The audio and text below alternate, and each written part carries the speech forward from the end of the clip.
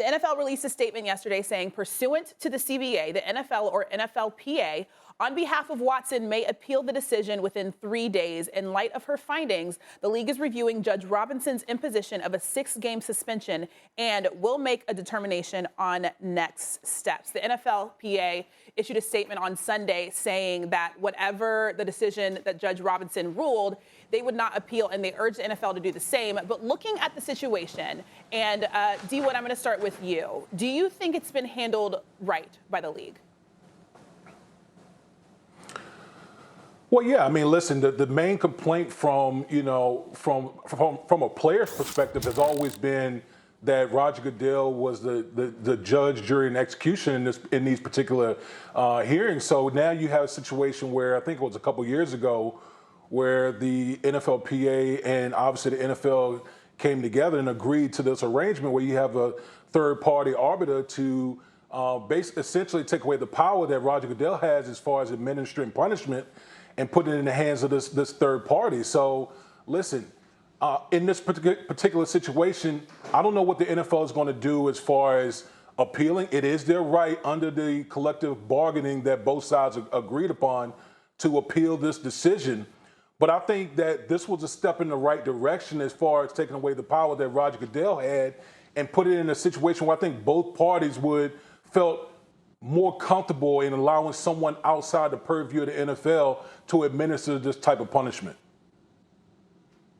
Yeah, I think emotionally, all of our reaction to 6 games is immediately our reaction is that's not enough. And there probably is no number of games that is equivalent to the pain that these women the 24 women who put up the allegations have felt. And frankly, the women, or not just women, all of us around the country who see this and feel repulsed by it. But I can say that it does feel like the NFL has been quite strategic in the way that they've changed the paradigm somewhat. And that if you think back to previous punishments, what happened, or previous allegations or transgressions by players, what happened was Roger Goodell and the league would put out a punishment, and then we would all recoil at how terribly insignificant the punishment was, and then they would look bad.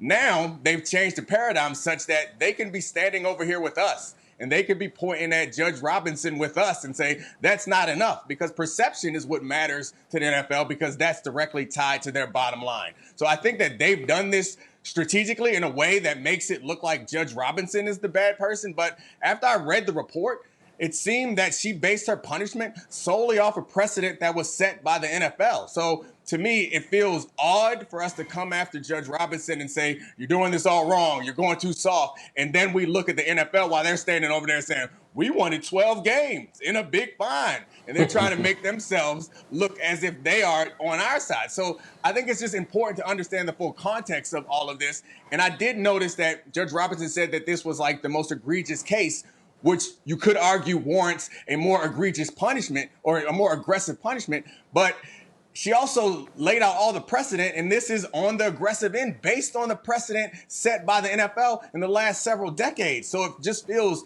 interesting to me, and I'm with everyone about the emotional reaction to this. There should be more punishment for something like this. However, it seems completely like opposed to all the things that we believe we stand for as Americans, to be like, hey, now let's change the punishment policy now after we're getting this. So I just think it's important for us to be aware that while we're all out here coming down on Judge Robinson for the ruling that she made it quite clear in the report and painstakingly documented all the incidences before this and how the NFL has chosen to frame these type of behaviors. So now all of a sudden the NFL is standing with us saying it's not enough after they created the paradigm in which, 6 games is probably on the steep end as far as some player being accused of something like this. So when you get into like extrajudicial punishment, it's never going to be easy. It's never going to be done right. And we know how difficult sexual assault cases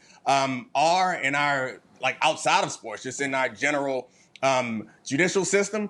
And this is no different. It's bad. It stinks, but I don't think that we should be in a position where we're letting the NFL off the hook and looking at Judge Robinson like she is just pulling this out of the sky. No, if you read the ruling, she is pulling it from the history of the league, the precedent that they've set over decades of wanting to control their image and, frankly, doing it quite poorly. Yeah, Dom, I think that's one of the things that stood out to me the most is that Judge Sue L. Robinson was basically giving us little nuggets about the NFL and the way they handled things in previous cases. Now, as far as when you look at words but when she uses words like egregious and predator, and this is the most egregious thing that we've reviewed when it comes to the NFL, those kind of things stick to me. And you ask yourself, well, how does that equate to 6 games? And I'll be the first to say, we can't sit up here and say that any amount of games of suspension is going to take the mindset of the alleged victims, change their mindset on things and have them have different viewpoints, right? Because we also got to be sensitive to them as well. But when you name things like this in your report, but then you say nonviolent, that stuck out to me as well. I don't understand how that works. And then you say first offense, first-time offender. Well, if you have one case, but then you have another person, it goes so on and so on into the 20s, it doesn't equate. It's head-scratching to me. So it's not a first offender or first-time offense. It's multiple times and multiple people. So that's the head-scratching part to me when you look at the report that she came out with. Thanks for watching ESPN on YouTube. For live streaming, sports, and premium content, subscribe to ESPN+.